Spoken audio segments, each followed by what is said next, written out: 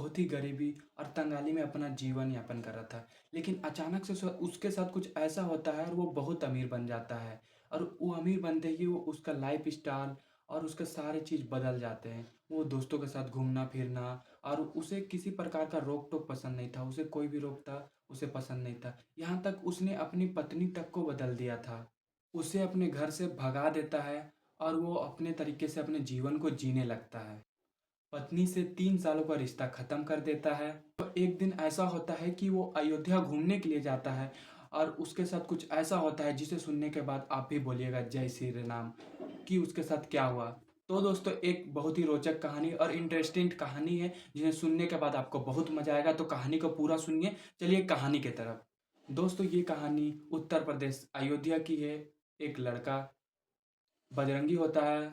वो अपने पत्नी के साथ बहुत ही गरीबी में और तंगाली में अपना जीवन गुजार रहा था। दिहाड़ी मज़दूरी करके काम करता था, बिजली विभाग में काम करता था। लेकिन काम करते ठेकेदार बन जाता है, खंभा गाड़ने का, तार खिंचवाने का, इलेक्ट्रिक कंपनी का ठेकेदार बन जाता है। और उसके बाद देखते ही देखते ही वो अमीर बन जाता है। अमीर बनने के बाद में उसके पूरे परिवार बहुत खुश रहते हैं। लेकिन उसके दिमाग में कुछ और ही चल रहा था।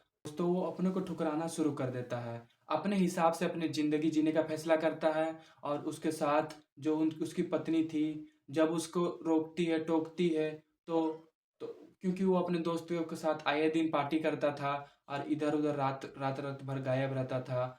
और उसके माता-पिता तो परेशान थे ही, लेकिन उसकी पत्नी भी परेशान रहने लगी थी। दोस्तों जब उसकी पत्नी उसे रोकने-टोकने लगती है, तो वो उसको बोलने लगा कि तुम कुछ मत करो, तुम मुझे रोको मत, मैं अपने हिसाब से जीऊँगा, तुम कोई नहीं होते रोकने-वोकने के लिए। यहाँ तक उसने अपनी पत्नी को बोला कि तुम कोई नहीं हो मुझे रोकने-टोकने वाली, मेरा लाइफ़ है, हम अपने से जिएँगे, अब तुम्हारा कोई काम नहीं है, तुम मुझे छोड़ के भी जा सकती है, यहाँ से जाओ, जो करना है करो, मेरा लाइफ़ है, तुम मेरी ज़िंदगी से चल जाओ। यहाँ तक उसने अपनी पत्नी को बोल घर दिया। छोड़ के जा सकती हो दोस्तों।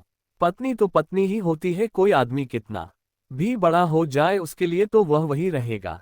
दोस्तों उसका जोरदार विरोध करती है और इन सब बातों से तंग आकर पति पत्नी में मारपीट शुरू हो जाती है। दोस्तों उसके बाद उसकी पत्नी जिसका नाम महिमा होता है हार मान लेती है, कहती है ठीक है तुम्हें अपने हिसाब से अपनी जिंदगी जीनी है तो तुम जियो, मैं जो है जा रही हूँ अपने मायके। दोस्तों वो खुशी खुशी कहता है ये तो बड़ी खुशी की बात है, तुम जा सकती हो। दोस्तों वह रोते गाते चली जाती है, उससे कोई फर्क नहीं पड़ता है। वह अपने मायके जाने के बाद अपने दुनिया में बिजी हो जाती है और इधर बजरंगी जो है उसे और छूट मिल जाता है। वह अपने ही तरीके से विलासिता भरा जीवन बिताने लगता है, अय्याशी करना, पार्टी करना, इधर उधर घूमना, यही सब करने लगता है। इधर महिमा जो है वह अपने मायके जाती है तो उसका मायका इतना अमीर था नहीं, फैजाबाद में उसका मायका होता है। उसके माता पिता होते हैं, उसके जो है छोटे छोटे भाई बहन होते हैं। तो वो वहां पर जाने के बाद अब उसका गुजारा कैसे हो इसके बारे में सोचने लगती है। तो उसके गांव से कुछ औरतें जो हैं वो सुबह सुबह अयोध्या जाती थी और उसके बाद शाम को वापस आ जाती थी। तो महिमा ने उनसे पूछा कि तुम लोग कहाँ जाती हो, तो उन्होंने कहा हम लोग अयोध्या जाते हैं, वहां पर बहुत सारे भंडारे होते हैं, बहुत सारा आयोजन होता है, तो हम लोग भंडारे का खाना बनाने के लिए जाते हैं, हलवा पूरी खीर वगैरह बनाने जाते हैं, प्रसाद वगैरह की पैकिंग करने जाते हैं, तो इसलिए हम लोग वहां पर काम करने जाते हैं।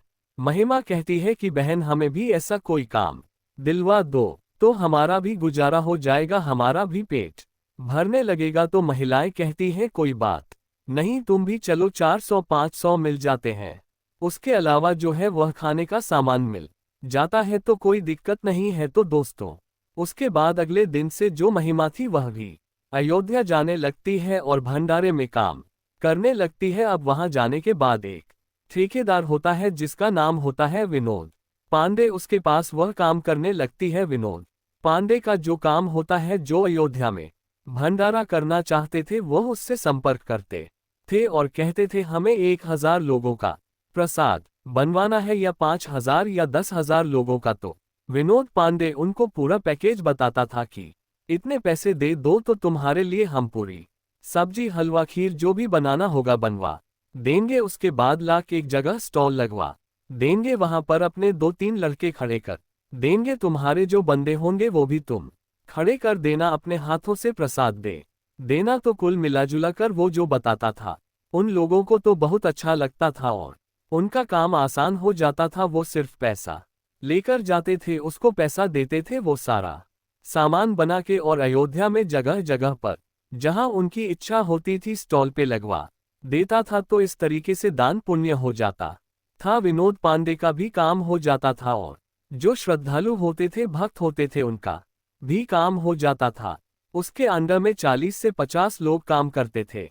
कुछ महिलाएं भी थी, कुछ लड़के भी थे। तो उन्हीं में जो है वह महिमा भी काम करने लगती है। लेकिन जो लोग सिर्फ 100-200 लोगों के लिए ही प्रसाद बनवाकर वितरण करना चाहते थे, तो ये लोग उनका काम नहीं करते थे। तो महिमा देखती है कि ऐसे तो मैं भी काम कर सकती हूँ, कि जो छोटे छोटे लोग हैं इनके लिए तो मैं काम कर सकती हूँ। तो दोस्तों वही काम करने लगती है। अब एक दिन अयोध्या में जो बजरंगी था, फैजाबाद से उसका घर जो है वो 40 किलोमीटर और दूर होता है। एक जगह जो छावनी के नाम से जाना जाता है, वहां पर उसका घर था। दोस्तों, फरवरी महीने में बजरंगी अयोध्या जाने का मन बनाता है। जब अयोध्या पहुंचता है तो बिल्कुल आनंदित हो जाता है। वो वहां पर 1-2 दिन रुकने का फैसला करता है और एक जगह वह भंडारा खा रहा था। तो सोचता है कि मैं भी क्यों ना भंडारे का आयोजन करूं। तो एक लड़का जो कि पूरी सब्जी दे रहा था सबको, बजरंगी उससे पूछता है कि भाई मैं भी भंडारा बंटवा चाहता हूं,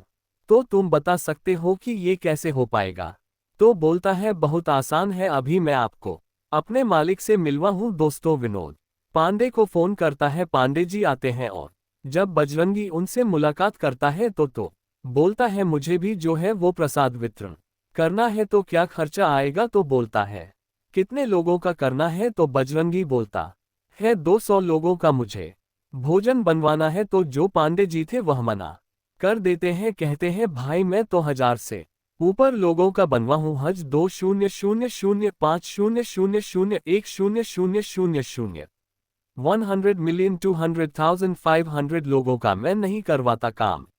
अब दोस्तों बात करके वह तो चले जाते हैं, लेकिन फिर लड़का कहता है क्या हुआ साहब। तो बोलता है यार वो तो कह रहे हैं कि मैं 200 लोगों का भोजन नहीं बनवा आता। तो उसने बोला अच्छा आपको 200 लोगों का बंटवा है। तो उसने बोला हाँ 200-300 हो जाए। तो बोलता अच्छा एक दीदी है मैं उनसे बात करता हूँ। दोस्तों महिमा की बात करता है। अब महिमा को महीने में 10 दिन 15 दिन काम मिल ही जाता था। अब उस दिन उसका काम नहीं था तो फोन लगाता है कि दीदी कहाँ पर हो। तो कहती है मैं तो अपने घर पर हूँ फैजाबाद। तो कहती है अगर आप आ सकती हो तो काम है कुछ। अब दोस्तों 10 किलोमीटर की दूरी पर था वो, आधे घंटे में आकर पहुंच जाती है। अब दोस्तों आधे घंटे के बाद जब महिमा आकर पहुंचती है और बजरंगी से उसका आमना सामना होता है तो दोनों एक दूसरे को देखकर शॉक्ड हो जाते हैं। अब दोस्तों दोनों तो पहले कुछ बोल ही नहीं रहे हैं, एक दूसरे को देख रहे हैं, एक दूसरे को देखकर हैरान हो जाते हैं। तो बजरंगी कहता है कि तुम भी यही काम कर रही हो। तो महिमा कहती है क्यों, कोई पाप है क्या इसमें। तो कहता है नहीं, मैं ऐसे पूछ रहा हूँ कैसी हो तुम। तो कहती है कि कैसी हूँ, ठीक ही हूँ। तो बोलता है कि मुझे पता था कि एक ना एक दिन तुम जरूर मिलोगी मुझसे। तो मैं कहती है क्यों, मैं कोई मेले में खो गई थी या मैं कोई बचपन में गुम हो गई थी क्या। तुम्हें मेरे घर का पता नहीं था, फैजाबाद में मेरे माँ बाप कहाँ रहते हैं, मैं कहाँ रहती हूँ, क्या आपको पता नहीं था। अगर तुम मिलने के लिए ही सही वहां पर एक बार आ जाते तो क्या, जैसे तुमने मुझे भगा दिया है तो क्या मैं भी तुम्हें भगा देती। अब दोस्तों इतना सुनने के बाद बजरंगी को तो कोई जवाब ही नहीं। फिर वो कहती है चलो छोड़ो, आपकी तो बात अलग ही है। आप भंडारा बनवाना चाहते हो, बटवा चाहते हो, यही मेरे लिए बड़ी खुशी की बात है। आपने मेरे साथ जो भी किया कोई बात नहीं, कम से कम आज आप एक अच्छा काम करने जा रहे हो। बताओ कितने लोगों का प्रसाद बनवाना है। तो बोलता है कि 200 लोगों का बनवाना था, लेकिन अब जब तुम ही मिल गई हो, तुम ही काम कर रही हो, तो 500 लोगों का बना दो। कहती है ठीक है, कल आपको 10 बजे तक तैयार मिल जाएगा। दोस्तों उसके बाद दोनों लोग फैजाबाद चले जाते हैं। वो कमरा एक ले रखी थी बड़ा सा, जिसमें उसने बड़ा सा किचन बना रखा था। उसमें बहुत सारे भगोड़ सिलेंडर वगैरह सब कुछ था। जब भी कोई उनसे बात करता था कितने लोगों का खाना बनाना है तो वो वहीं पर बनाया करते थे और उसके बाद टेम्पो में भर के वो अयोध्या में भिजवा दिया करते थे। तो वो अपने किचन पर लेकर जाती है, कहती है कि यहीं पर आपका खाना बनेगा। वो लिस्ट बना देती है, कहती है जाओ ये सब सामान लेकर चले आओ। तो बजरंगी कहता है कि अरे यार, मैं अकेले कैसे जाऊंगा ये सब सामान खरीदने, इतना सारा सामान मैं कैसे ला पाऊंगा यहाँ पर, तुम्हें तो दुकान वगैरह पता होगा। तो महिमा कहती है कि अगर मैं जाऊंगी तो तुम्हारा घाटा हो जाएगा, दुकान वाला मुझे देखते ही 10 पर कमीशन काट देगा, 10,000 का सामान तुम्हें 11,000 में मिलेगा, क्या फायदा है। तो कहता है कोई बात नहीं, चलो कमीशन ही ले लेना तुम। अब दोस्तों बजरंगी हंस देता है, महिमा भी मुस्कुरा देती है। दो नई दुकान पर जाते हैं, करीब 15,000 का सामान लेते हैं। उसके बाद आते हैं तो वहां पर वह कहता है कि तुम्हारे कितने पैसे हुए, तुम भी अपने पैसे ले लो। वह राशन के लिए तो ऑनलाइन पेमेंट करता है, लेकिन एटीएम से 25,000 निकाल लाता है और शून्य शून्य गिनते हुए उसको देने लगता है। महिमा कहती है कि इसकी जरूरत नहीं है, मुझे ये पैसे नहीं चाहिए, मैं अपनी ही तरफ से बनवा के लगवा दूंगी, कल तुम वहां पर बंटवा देना। अब बजरंगी कहता है कि इतना गुस्सा मत हो, इतना भी गैर मुझे मत समझो। तो वह कहती है कि मैं कहाँ गैर समझ रही हूँ, गैर तो तुम समझ रहे हो जो पैसों की बात कर रहे हो। क्या मैं तुम्हारी कुछ नहीं लगती, क्या तुम मेरा जरा भी सहयोग नहीं लेना चाहते इसमें। अब दोस्तों उसके बाद जो बजरंगी था उसके आंखों में आंसू आ जाता है, उसका हाथ पकड़ लेता है और कहता है मैं तो तुम्हें अपना ही समझता हूँ, मुझसे बहुत बड़ी भूल हो गई, मैं तुम्हें वापस ले जाना चाहता हूँ, मुझे माफ कर दो। तो वह कहती है कि इतने दिनों तक तुम्हें अपने भूल का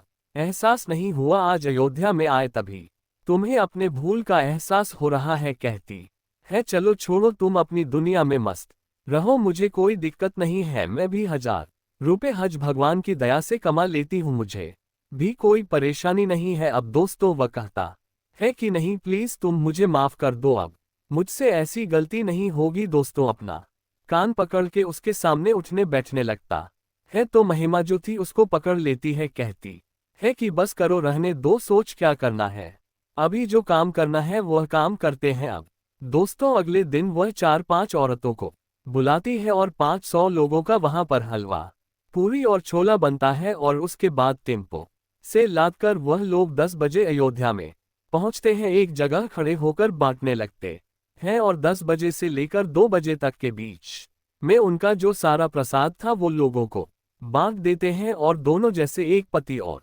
पत्नी थे उसी तरह मिलकर काम करते हैं, और उसके बाद वो अपना सामान बर्तन वगैरह टेम्पो से भिजवा देती है उस कमरे पर, जो कि 3-4 महिलाएं होती हैं। उनसे कहती है तुम लोग चलो, अभी मैं आती हूँ। दोस्तों ये दोनों लोग जाते हैं, सरजू जू में स्नान करते हैं, फिर अयोध्या में घूमते हैं, और दोनों पति पत्नी तो थे ही एक होने में उनको टाइम नहीं लगता, दोनों आराम से अयोध्या में घूमते हैं। अब दोस्तों बजरंगी और महिमा एक दूसरे का साथ पाकर बहुत खुश होते हैं। उसके बाद महिमा अपनी एक जो औरतें होती हैं उसके ग्रुप में जो 5-7 औरतें थी उनमें से एक से कहती है कि दीदी अब तो मैं अपने घर जा रही हूँ, यह मुझे चलने के लिए कह रहे हैं, अगर आप ये काम कर सकती हो तो करो। उसके बाद वो कहती है ठीक है बहन, जैसा तुम करती थी वैसा अब मैं करूंगी। अब दोस्तों उसके बाद बजरंगी और महिमा अपने घर आ जाते हैं छावनी पे, जहां पर उसके सास ससुर उसको देखकर बहुत खुश होते हैं। तो दोस्तों 1 साल के वनवास के बाद आखिरकार बजरंगी और महिमा का अयोध्या में मिलन होता है, और उसके बाद अपने घर आते हैं, खुशी खुशी दोनों रह रहे हैं। तो दोस्तों ये रही कहानी, आपको कैसी लगी कमेंट करके जरूर बताएं, और जरा भी अच्छी लगी हो तो वीडियो को लाइक करें, चैनल को सब्सक्राइब करें। फिर मिलेंगे अगले वीडियो में, तब तक के लिए जय हिंद।